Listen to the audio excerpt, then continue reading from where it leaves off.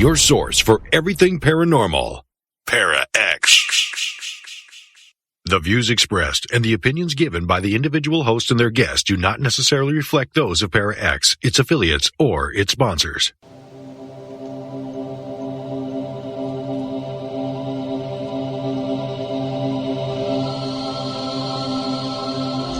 Merry meet and merry part, bright the cheeks and warm the heart. For tread the circle thrice about, to keep unwelcome spirits out. Bide within the law you must, in perfect love and perfect trust. Mind the threefold laws you should, 3 times bad and 3 times good. These 8 words the read fulfill, and ye harm none, do what ye will.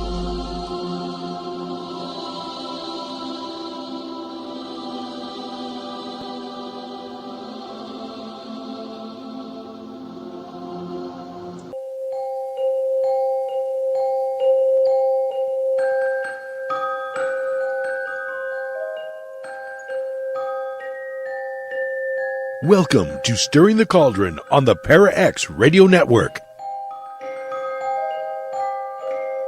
And now, here's your host, Marla Brooks. Hey, merry meet everybody, and welcome to Stirring the Cauldron.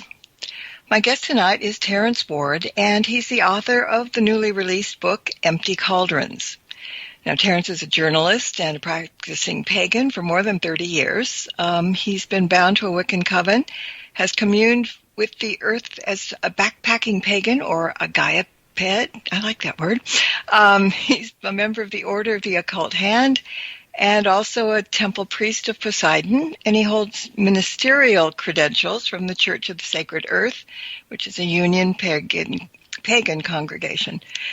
Now, his book, Empty Cauldrons, is about navigating depression through magic and ritual, and about looking at a pervasive condition through the eyes of magicians, spirit workers, polytheists, animists, and witches, and his own experience, actually, and also the spiritual methods he uses to cope. Now, chat room questions and comments are welcome for those of you who are listening live here in the chat room, and those of you who aren't here in the chat, you're more than welcome to join us at paraxradionetwork.com. Well, Terence, welcome to the show.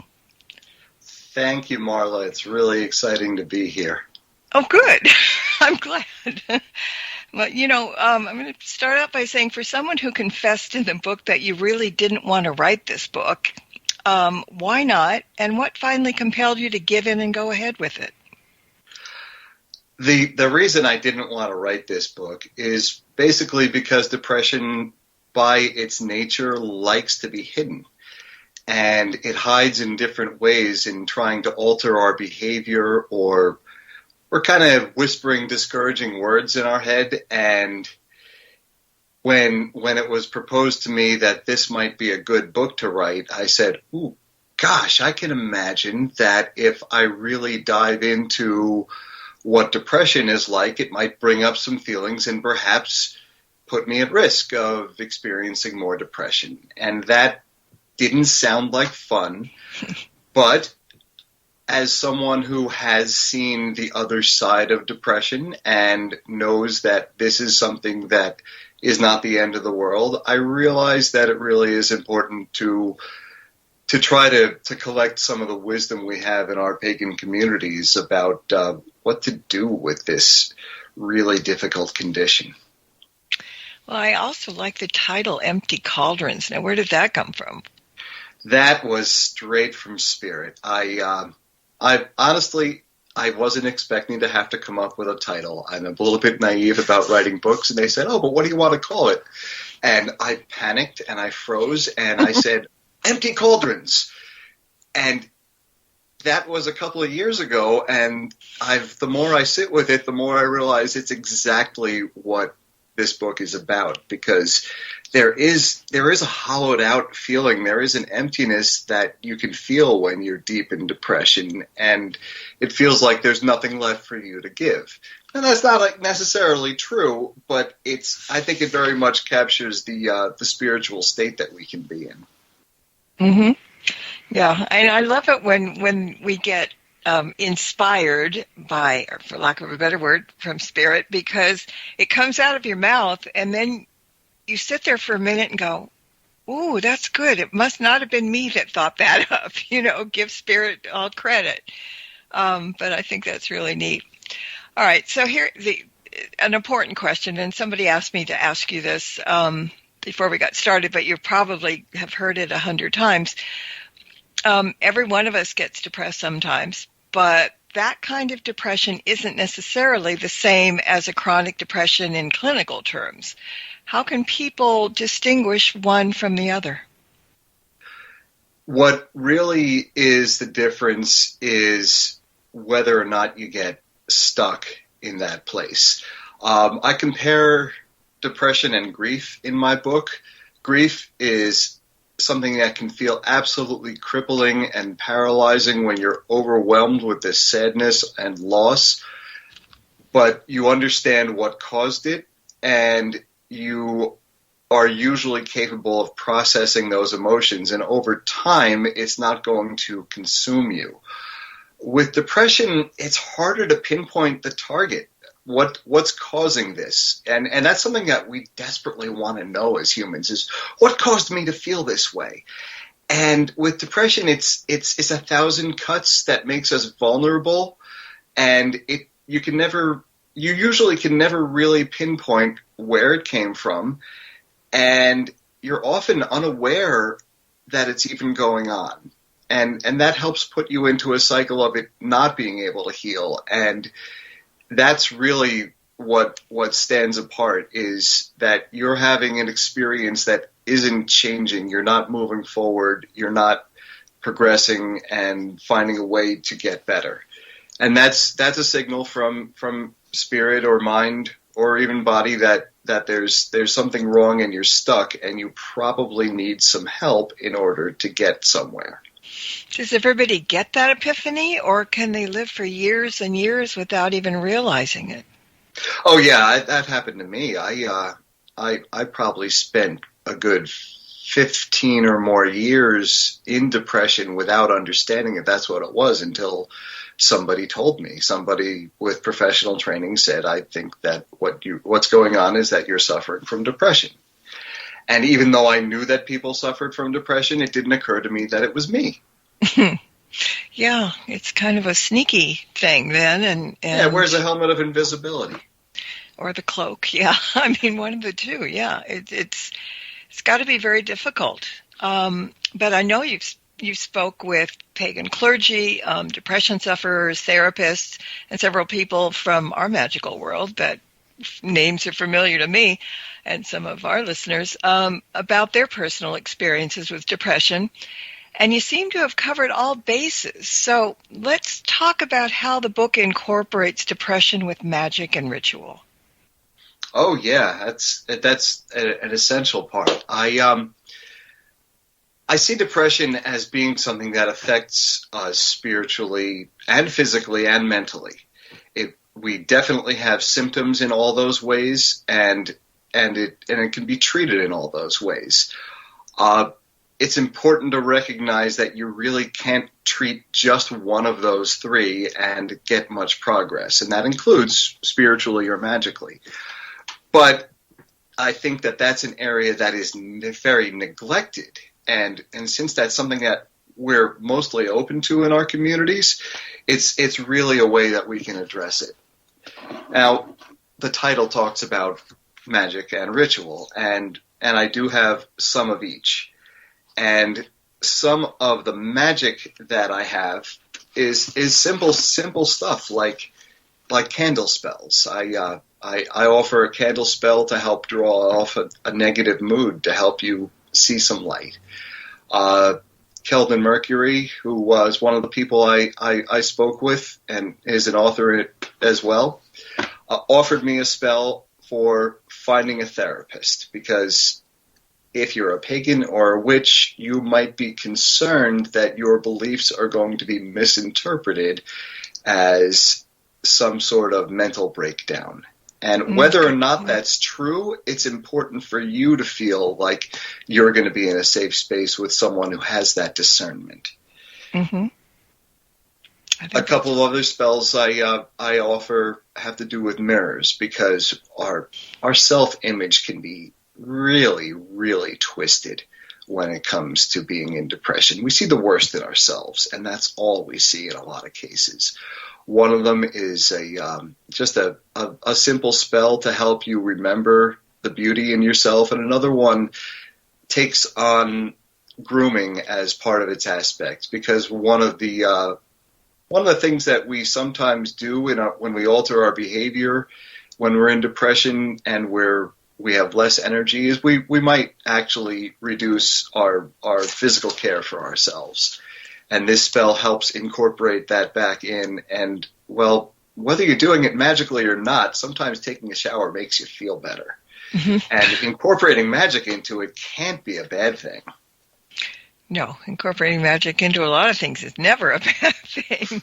We just have to teach that to the mundane world rather than have them, run away or point fingers. Now, you're a journalist and you have many exercises in the books, as you said, and spells. And the first one in the chapter on spirits is a journal exercise where you introduce yourself by writing a Dear Depression letter. Now, that in itself is very clever. Is writing the letter a way for the person to acknowledge that the depression is an entity in of itself? Because you write that depression is a spirit and that one can relate to spirit. Yes, I'm a dyed-in-the-wool animist, and I very much feel that it's easier to engage with something if you see it as a separate being with agency. And that journal entry about a journal exercise about writing a letter is one of the ways that you can think about it that way and find a way to engage with it. Another one that I present in the book is a little bit more complex and it can be challenging perhaps if you're deep in depression, but I suggest creating a physical totem for your depression and inviting it to move into it. And you can give it offerings, you can treat it with respect, you can try to give it what it needs without giving it yourself. And if you can pay attention to that, it can help you understand in a physical way what your relationship with depression is right now. Well, okay, so you're saying that like depression is a spirit, and now you're talking about a totem that you could put the depression in there. Is that almost like depression could be a thought form of some sort? Yeah, it could be. I think I was careful in the book not to declare that it is absolutely something from outside of us or something that was created within. Either way, it's something that has a voice in our head, which is not necessarily our own and doesn't necessarily feel like it has our best interests at heart. Okay, well, you just said that, and that popped into my head now. When depression gets into your head as a thing, a thought form or something, can't a spirit guide or a guardian angel or somebody that we have in our heads anyway, helping us out, do they help to kind of keep that depression, or can they help to keep that depression either at a decent level, if there is such a thing, or get rid of it completely? If you have a relationship with one or more spirits, including gods, they absolutely can help you during this period, but you often will find that you can't easily sense those spirits. I think if in the hardest parts of depression, we kind of shut ourselves off from that, and it reinforces the idea that we're alone and unwanted. We might end up feeling like our spirit guides have abandoned us, which isn't probably true, but it can feel like that. Just like your human friends might be all around you and still loving and caring about you, but you might feel like they've abandoned you despite the fact that they clearly have not. Yeah, and I mean, timing is everything, but I popped on YouTube today and they had a thing about Naomi Judd. And her daughter was talking about it today because she said they finally found out how and whatever. And that was one of the things that she was saying, that she was hoping that her mother could wait another couple of days because she was going to be inducted into the Hall of Fame, the Song Hall of Fame, or one of them. And she said the depression in her was so bad that she couldn't accept all the love and everything, the accolades, and that she was worthy of getting that award. So, it's kind of like, we're talking about it, and it sometimes when you talk about something or plan for something, it all comes back to you in different ways. And this is, what it happened today. And it was really interesting. But you just also said, because depression includes isolation and a mental state that impacts, like you said, how people experience things and also the divine. And as you said in the book, at times it can make people think that their gods have turned their back on them, or the goddesses. Why is it important for depression sufferers to interact constantly or continue to interact with their god or goddesses, gods? I very much support the idea of a routine, a regular ritual or practice, whether that means for you meditation or lighting a candle that to invoke certain spirits, or some spell work, or prayers and offerings. It's very, very helpful to have a regular practice, especially if you feel through your experience that you are susceptible to depression, because depression can return for some people. It's not always a one and done. When you have a regular practice, even though you might feel like you're shouting into the void, you're still being heard. And it gives you something of a lifeline to just cling to that routine. Okay, this is something I can do without engaging my conscious mind, which might be sapped due to depression. But if I have the regular routine, other parts of me can take over and go through those motions and maintain that relationship. Our gods lift us up. Our gods support us. Our spirit guides do what they can to support us. And even if we are blind and deaf to their presence, it's important to maintain those relationships, because they are real. So we can, if we're in a really funky depression, we can still kind of listen to the voice in our heads or the feelings and kind of try to work your way through certain things, like to keep going with that thing every day or whatever. Absolutely. One of the more challenging suggestions I have in the book is that community is a benefit that helps dilute and dispel depression. The problem with this is that depression, by its nature, alters our behavior to make us want to shy away from people. It can make it downright revolting to be able to spend time with people. And that I find that the things we don't want to do are the things that will do the most to help us with our depression. That's why we're being steered that way.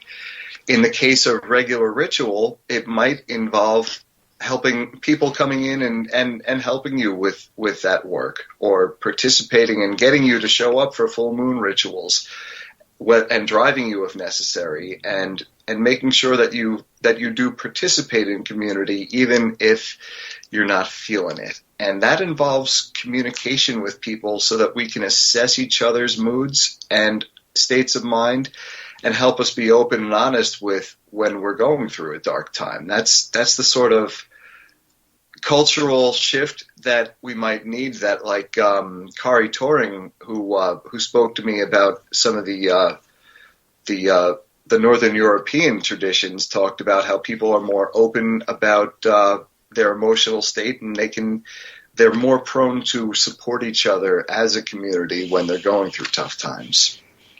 Yeah, I mean, like attracts like, and excuse me, I think it is difficult sometimes. And I mean, sometimes I just want to get introverted and don't, leave me alone, and sometimes not. So yeah, I think it's important to try to get into community and with people that experience the same thing that they're going through, because as you said, you feel isolated, you feel like you're the only one, right? Absolutely. Yeah, that's what makes it bad. The chapter on depression and the gods is really interesting, and it has a whole selection on deities who might have a particular interest in or understanding of depression, like Apollo, Freya, Hecate, and the Morrigan. And there were a few others too. And in case the reader doesn't know which god to interact, there's an exercise called Find Your Gods. And whether they're listed in the book or where they're found elsewhere, can you explain what it takes to do that exercise, to find their gods? I certainly can. In fact, I'm going to just flip to that page because, believe it or not, I don't have this book memorized. You're not the only one. I don't think any of us that have books well, no, there are people. That's something I actually kind of thought happened when you wrote a book, is that you knew every word of it inside and out. No. Silly me. No, true you. Because I have to grab my books too, and a lot of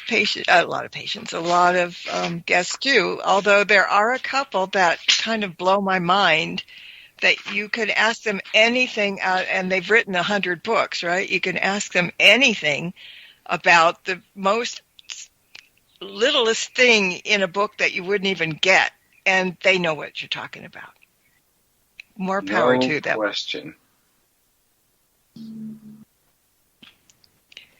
So, yeah. Anyway, you said you wanted to talk about Find Your Gods, and I am just trying to find the page. I know I marked that page specifically for this podcast. I promise you I did. Well, I believe you, and I'll be looking too, but I'll tell you if I find it.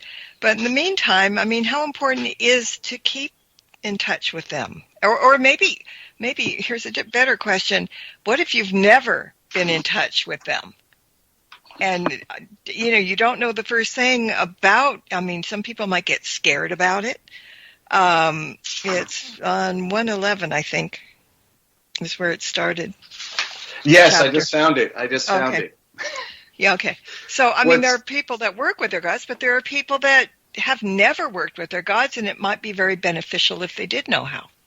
Yes, and that's actually something that was a struggle for me for many years, to find the gods that really connected with me. I had relationships with different gods over the years, but none of them seemed to be my forever god, if you know what I mean. Sure. And for me, it was kind of a surprise when I found out that Poseidon was going to be the one. Wasn't high on my list. That's why I didn't realize it. Love it. But the trick is with finding your gods is that you need to start with the stories of gods. A lot of us in the United States are most familiar with Greco-Roman gods, and that doesn't always resonate with everyone because it might not fit who they think they are, for right. Whether it's cultural or some of the style of some of the myths, which can be troubling, or for any other reason. But those are a good place to start, because once you start looking into mythology, you can start opening yourself to learning about stories. You might find stuff on the internet about gods. You might hear from people at pagan gatherings or in other places, and just kind of be open to it. And from that, you can make a list of the gods that just kind of perk up your ears, and maybe even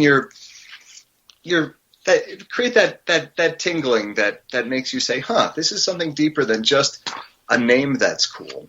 And you can go through several iterations of that process of finding names that you feel might belong on that list, and digging into it and opening yourself to research. And then you should sit with those names to see which ones rise as possible gods that you really want to find more about. And what I recommend is using divination, which generally involves using someone else doing divination to help you narrow down which gods might be interested in getting to know you better from that list. And from there, you can start to build a relationship by just using that sort of discernment through divination or perhaps another group discernment practice to help you find the ones that you're connected to that might feel right for you as well. Because there are gods that might be interested in you that you want to say no thank you to. And that's okay too. You don't have to say yes to any god. No, and this could also, for people that are listening that aren't pagan but religious, you could probably do the same exercise for the saints, right? Oh yeah, absolutely. I started out as a Roman Catholic, and it was my first polytheist religion. Mm-hmm. So yeah, so it's kind of a thing for one and the other. Yeah. Okay. So the other thing, before we go to break, we've got like 4 minutes. I want to talk about meditation and keeping journals because they're prominent through the book. To meditate and to keep, well, there's a whole bunch of different kind of journal things. How important is it for those two things in regards to dealing with depression?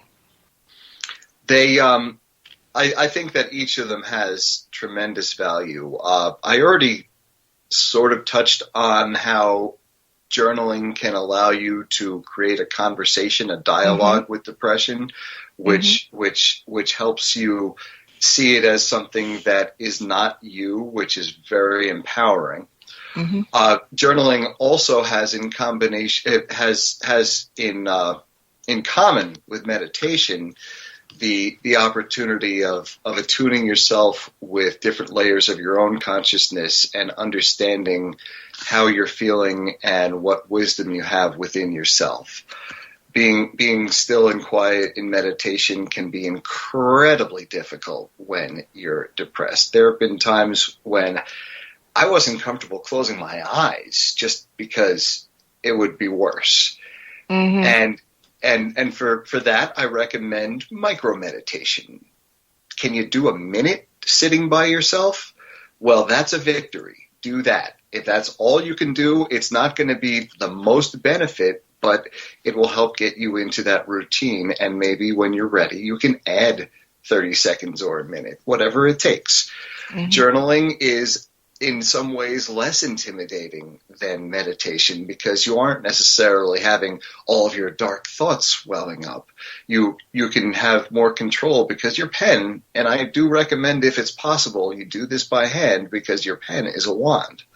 And that can help you focus your energy and focus your intent and attune yourself to your different selves and help understand who they all are in this conversation.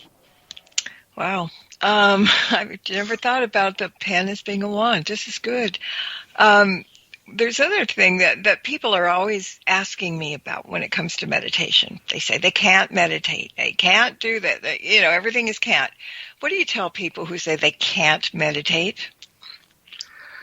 I suggest you sit, and when that thought comes up, say to yourself, wait.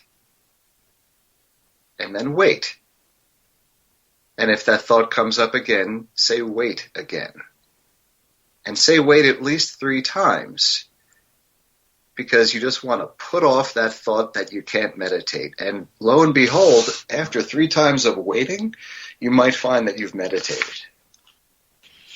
And if not, you do it again 3 more times at another time, right? Exactly. There's no judgment. You can go back to it when you're ready. Some people are very stubborn in their mind, the blinders are on. No, I tried it once and it didn't work. And the same thing with divination.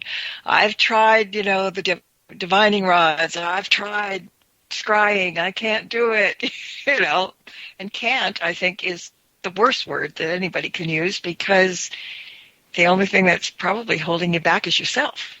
Yeah? And many, many human endeavors become easier with practice. Mm-hmm.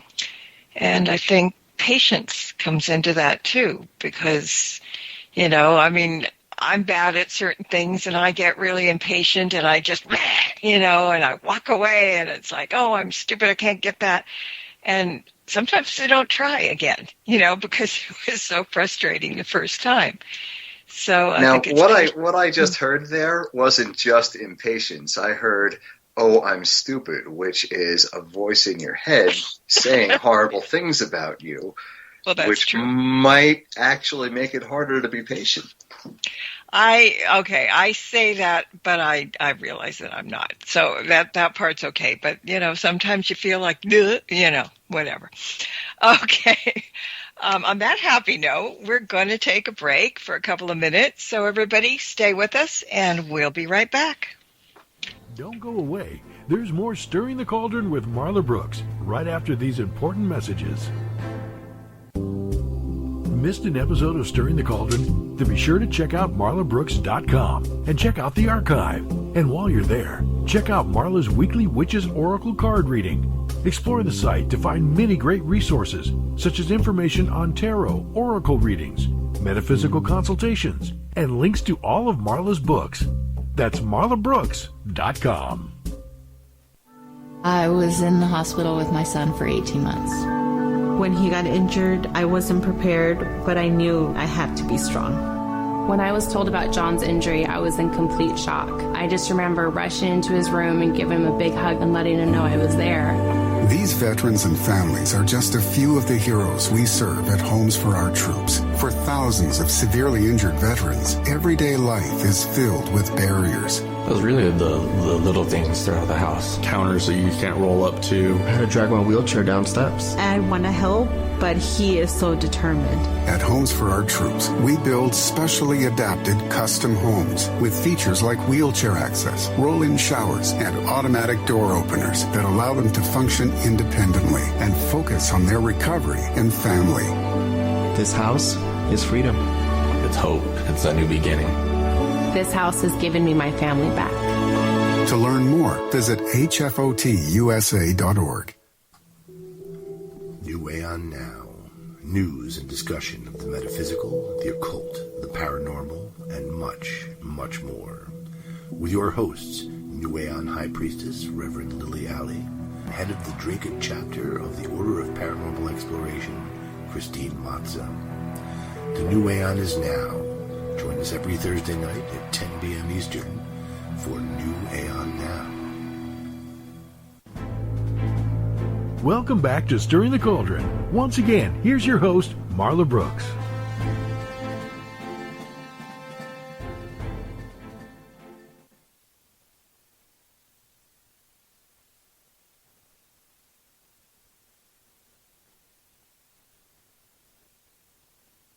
Myself. Okay.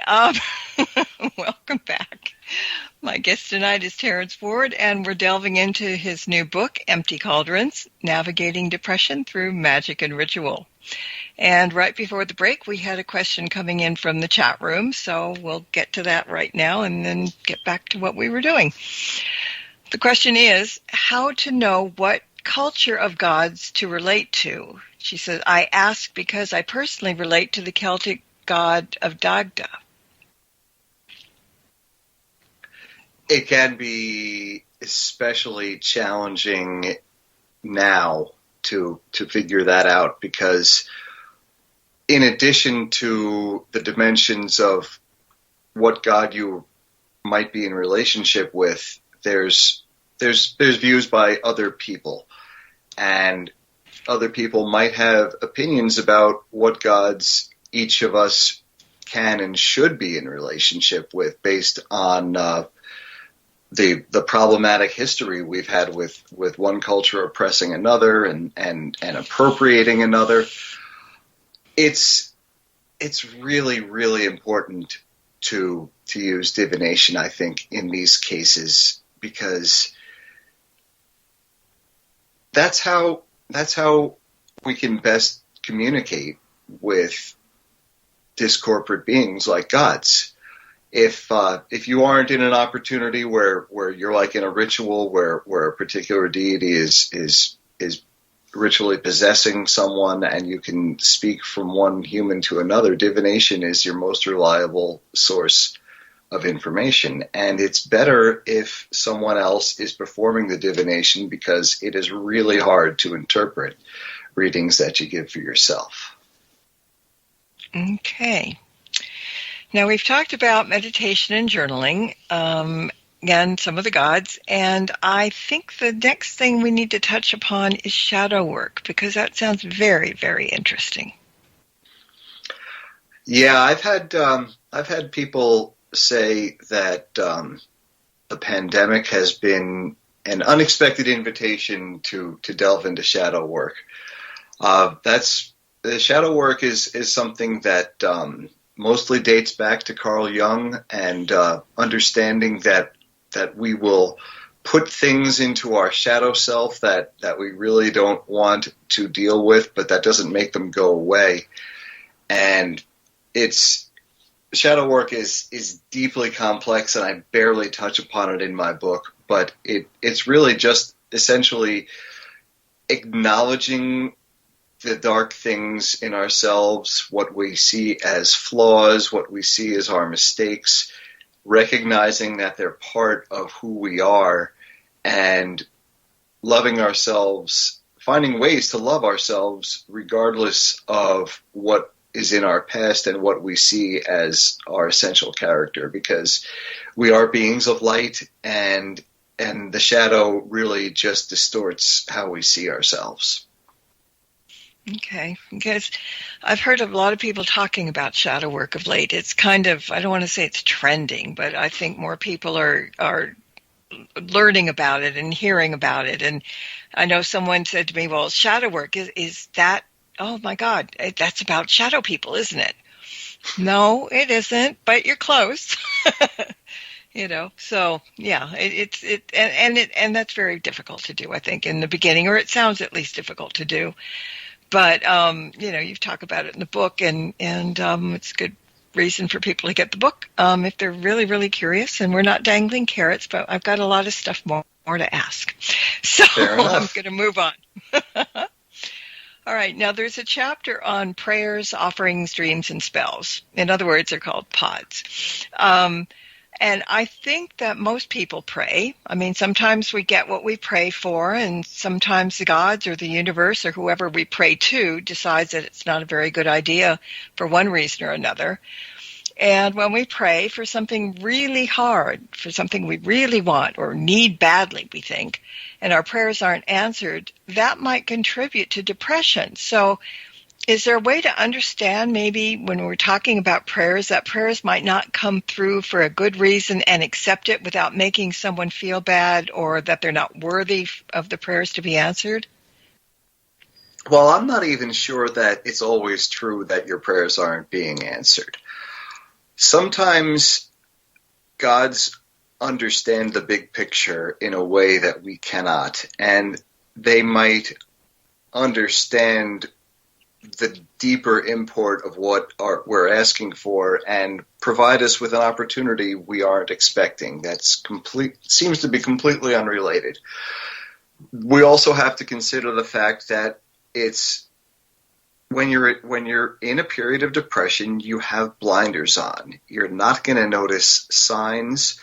You're actually going to forget nice things that have happened to you. Your memory gets distorted to the point where you might not remember being happy or having good things happen to you, and you're more likely to retain the bad memories. That kind of filtering is going to make it very hard to see when the gods are working in our favor. Yes, we should pray. I know that some people really don't think prayer is a good idea, and that's fine. As I mentioned in my book, there's some old school Wiccans out there who feel prayer is akin to begging, and they won't do it. And that is perfectly okay. But if you are not morally repulsed by simply asking and saying, hey, this is beyond me, I could use your help, then there's really no harm in doing it. Yeah, and that's the truth. I mean, there was a difference between prayers and spells. That somebody said prayers, you're begging, and spells, you're asking for help. So, I mean, but that goes both ways. If you're praying, you don't say, well, do this for me. If you say, please guide me, help me, show me the way, then that's not begging. But yeah, I mean, everybody has their own thought process about that. I think prayer is important, but whatever. That's me. Let's talk about the other pods, though. Start again with offerings. How important are offerings, and what do we have to offer, and to who? That is, offerings, I think, are just as important as prayers. They actually kind of help complete the circle, because offerings are, the way it's often been explained to me is, if we look at the relationships we have with other humans, if we like someone, we might just do nice things for them. We might give them a little gift. We might do them a favor. You fold their laundry, whatever. We'll just do nice things that might make them happy and not expect anything in return. In general, that will build our relationship, and that person is more likely to do kind things for us as well.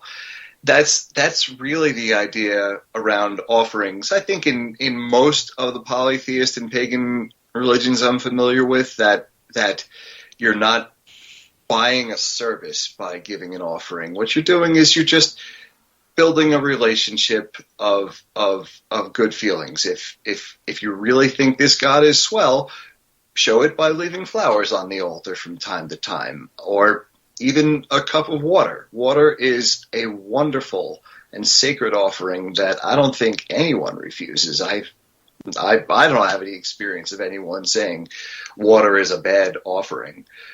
I guess tobacco isn't cheap anymore, but that's a fairly common offering in some traditions.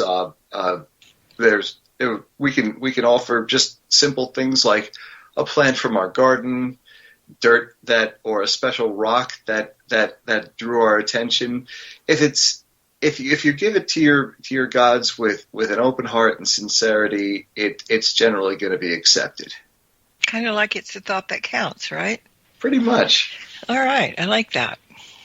All right, so now I'm going to jump into dreams, because I've never thought about gods showing up in my dreams, and I don't know that I ever have had that happen.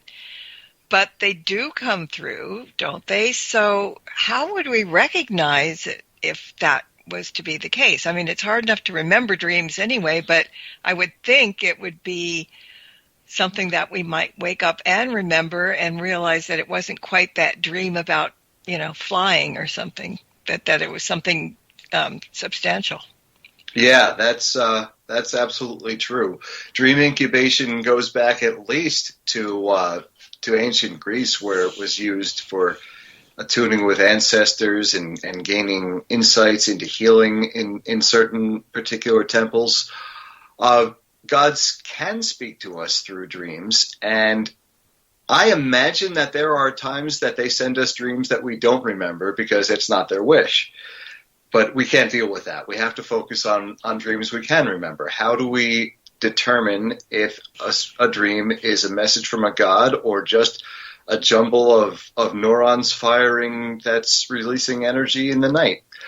Well, I'm again going to suggest that divination is a good way to go.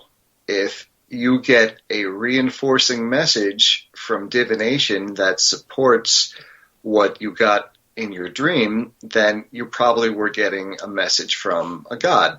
It's more likely if you already have a relationship with a god, but sometimes that's the way they can get your attention. It's entirely possible that you just had a really cool dream and it was particularly vivid, and that's actually pretty entertaining if it wasn't a disturbing one. But yeah, I would say divination is the best tool. And again, divination from someone else is easier to trust. And even getting a second reading isn't a bad idea, because that's group discernment is a valid way of practicing any spiritual path.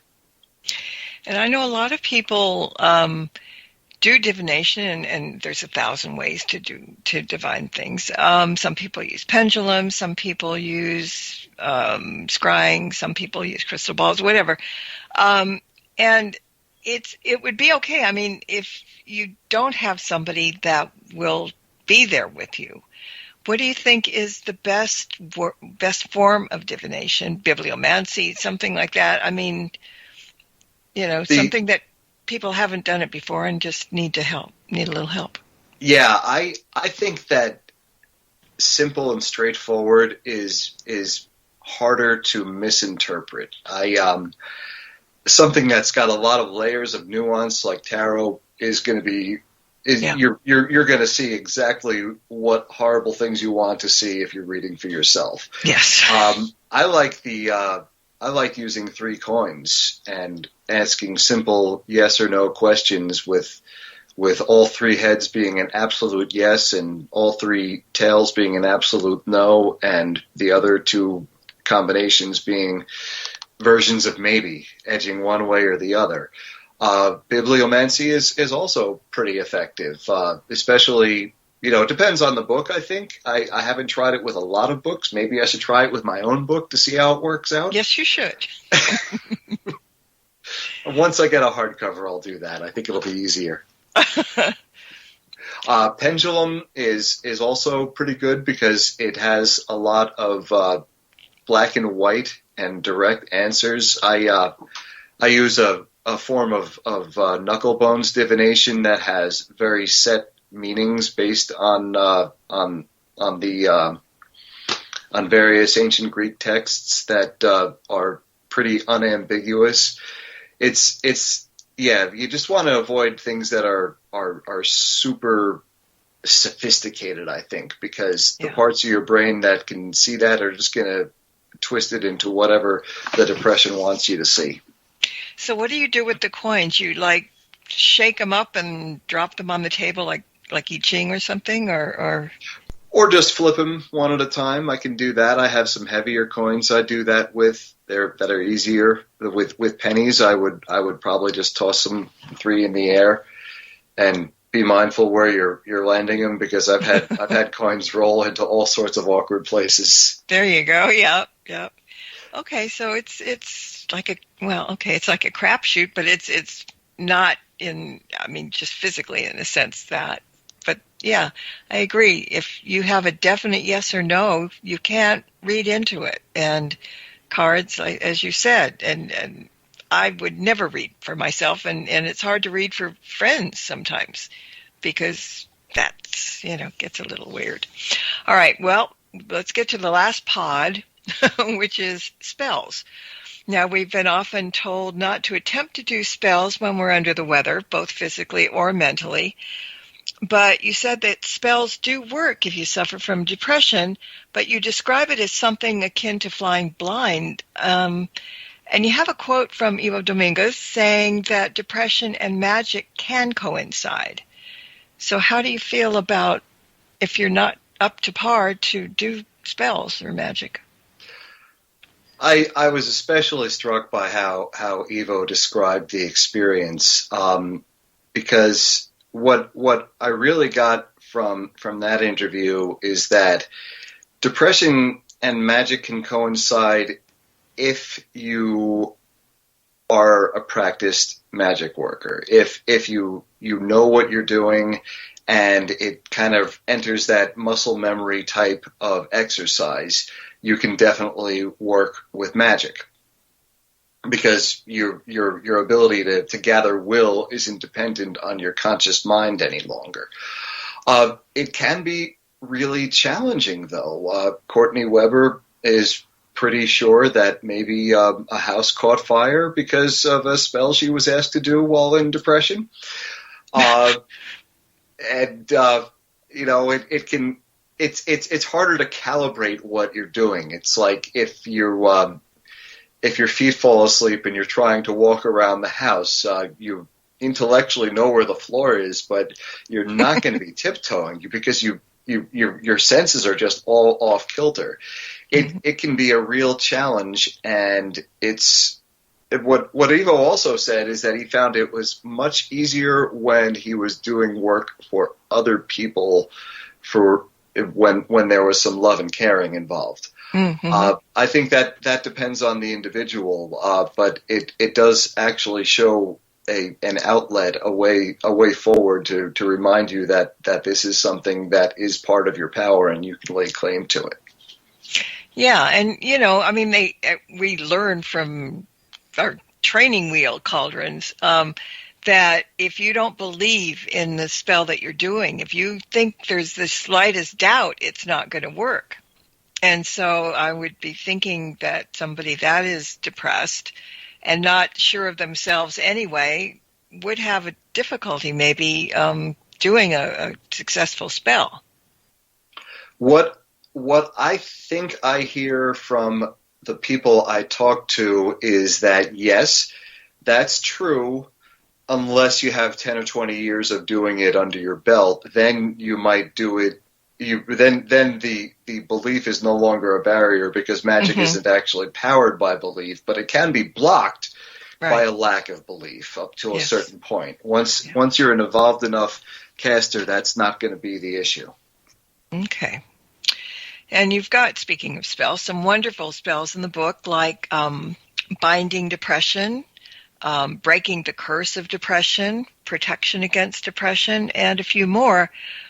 Now, binding spells, again, early on you're taught never to use binding spells unless they're absolutely necessary, because they can boomerang back on you and do harm if you don't do it right. But I really, on the other hand, think that having the ability to do a binding spell with your depression would be a wonderful ally. Yeah, it can be quite empowering to find a way to just kind of still that part that's within yourself. The reason why I introduced both binding and protection into this is because, yeah, I do have some ideas about the nature of depression, but other people have different ideas, and I wanted to explore the fact that we can approach this magically differently depending on how we conceive of depression. Binding is a really good thing if you think depression is something that is part of you that needs to be kind of tamped down. Protection might be better if you see it as an external force that's trying to invade your space. Mm-hmm. Can people also work with elementals as opposed to spirit? Yeah. I didn't delve into that as deeply in the book. I've explored some of that in some blog posts I've written since then. But depression has a lot of elemental qualities, and it can make it can really bring out the worst aspects of different elements, and finding using purification and cleansing that's focused on one element or another can really help clear that out. Like I think of fire as a good example, because fire in its most destructive phase is a lot like the explosive anger that you can sometimes experience with depression, which comes from that same kind of blindness that the magic problem happens, because you are often not as connected to your emotions. And if you can conceive of fire more as a single flame on a candle that you can use to focus yourself, it's going to be a much more helpful metaphor for working with that energy in yourself. Mm-hmm. And, also I'm thinking about binding, but also like kind of warding that people can do. Anybody can do that. And again, there's a lot of people that aren't pagan listening in, but all of these tips are very useful for both religious and spirituality. Something as simple as a white light, surround yourself with the white light. And some people do that in prayer. Some people do it as, just something to protect them. What do you think about the white light? I very much like the idea of warding, because one of the challenges with depression is how it can sneak up on someone. You might not realize you're depressed for days or weeks or months after it begins, and having a white light or other warding system to help alert you to that is really helpful, because it can help you be aware and find ways to alter your behavior and increase your community contact, maybe even engage more with a therapist if you have one, and just help you take control of the situation before it gets out of hand. Mm-hmm. Yeah. Well, we could go on and on for like another hour, but the clock isn't cooperating with us. So before we have to say goodnight, let people know what your website is, what they can find there, and maybe what people can find at the Pagan Way Station. Oh, sure. My website, because my name is often misspelled, is not my name. It is truepaganwarrior.com. And there you find some information about this book and others that I've had published on my own, as well as an ongoing blog about different topics around paganism and my views on the world, as many blogs are. And the Pagan Way Station is my Etsy store, which I link to from my website. It's mostly a variety of curious and interesting objects I've acquired, but I am developing more products of my own, such as the soaking stones that I talk about in one section of the book, which is incorporated into a bath spell that I'm going to be offering in the near future for people who don't want to hunt down stones on their own, with instructions. And I hope to expand my offerings as I think about what people are interested in most about what I've written. Yes, they will be. We've given them a taste of it, and there's a lot more to it. So yes. I want to thank you for sharing Empty Cauldrons with us. It's informative, it's interesting, it's helpful, in many, many ways. So thank you for taking the time to be here. And I really appreciate the opportunity. This has been a joy. Well, someone in the chat room just said, please have him come back. So we might do that. We'll consider it. Thank you. Okay. I want to thank everybody else for listening in as well. And until next time, everybody, blessed be, and merry meet again. Thank you for tuning in to this episode of Stirring the Cauldron with Marla Brooks. Please join us again next week at the same time for another great guest and more cauldron stirring. Any rebroadcast or other use of this program without explicit permission is strictly prohibited. Copyright 2024. The Mysterioso March by Kevin MacLeod is licensed through Incompetech.com.